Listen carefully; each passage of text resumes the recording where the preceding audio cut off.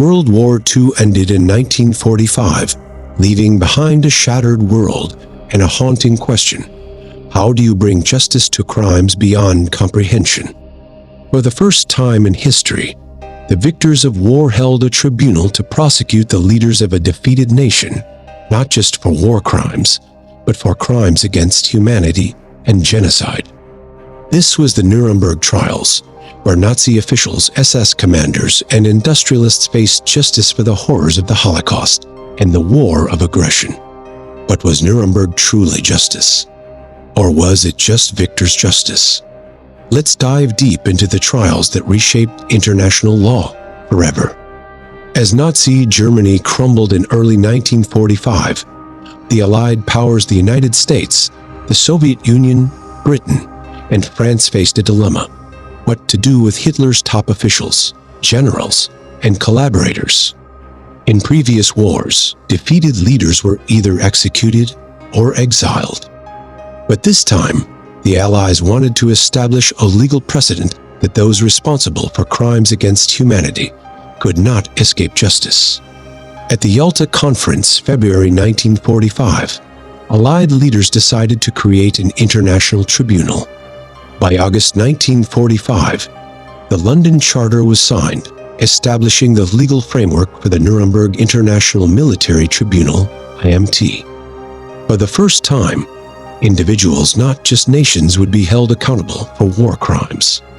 On November 20, 1945, the trials began in the city of Nuremberg. Chosen for its symbolic value, it was the birthplace of the Nazi Party's infamous rallies. 24 of Nazi Germany's highest-ranking officials stood accused, including Hermann Göring, Hitler's second-in-command and head of the Luftwaffe; Rudolf Hess, Hitler's former deputy; Joachim von Ribbentrop, Nazi Germany's foreign minister; Wilhelm Keitel, chief of the German High Command; Ernst Kaltenbrunner, high-ranking SS official, responsible for mass executions; Albert Speer, Minister of Armaments and Hitler's personal architect.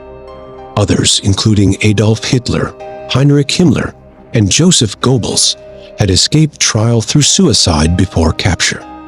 These men were charged with 4 major crimes: crimes against peace planning and waging a war of aggression; war crimes, violations of the laws of war, including executions of POWs; crimes against humanity, the Holocaust, enslavement, and genocide; conspiracy to commit these crimes, proving an overarching Nazi plan. This was not just a trial of individuals, it was a trial of an entire ideology. The prosecution presented overwhelming evidence, much of it gathered from Nazi Germany's own meticulous records. One of the most damning pieces of evidence was a film titled The Nazi Plan, showing the systematic execution of Jews, political prisoners, and civilians. The courtroom was silent in horror. Survivors of the Holocaust, including camp inmates and forced laborers, gave harrowing testimonies. For the first time, the world heard firsthand the details of gas chambers, medical experiments, and mass starvation. The evidence was undeniable, but the trial raised ethical and legal questions. Were these trials fair? Could victors judge the defeated impartially? Should an entire government system be prosecuted, or just individuals? Despite criticisms, the trial continued, setting legal precedents still in use today. On October 1, 1946, after 218 days of proceedings, the sentences were announced. 12 defendants sentenced to death, including Göring, Ribbentrop, and Keitel. 3 given life in prison, including Hess. 4 received lengthy prison sentences, including Speer.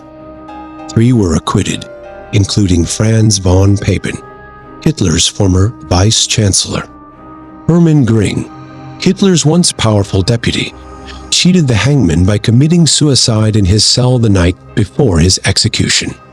The executions took place on October 16, 1946, bringing what many saw as justice for the millions who perished under Nazi rule. But was it true justice? Some critics called it victor's justice, arguing that the Soviet Union, which also committed war crimes, sat as a judge.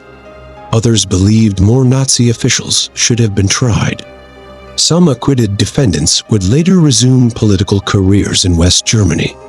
Despite these controversies, Nuremberg laid the foundation for modern international law and human rights trials. The Nuremberg trials set legal precedents that shape our world today. The definition of crimes against humanity used in future cases like the Rwandan Genocide 1994 and the Bosnian War 1992. The establishment of the International Criminal Court (ICC), which still prosecutes war crimes today. The principle of individual accountability. Leaders and military officials can no longer claim they were just following orders. Even today, Nuremberg echoes in every international trial for genocide, war crimes, and crimes against humanity. Was it perfect? No, but it was the first attempt to ensure that no one, not even the most powerful, can escape justice. This was Nuremberg, Justice After World War II.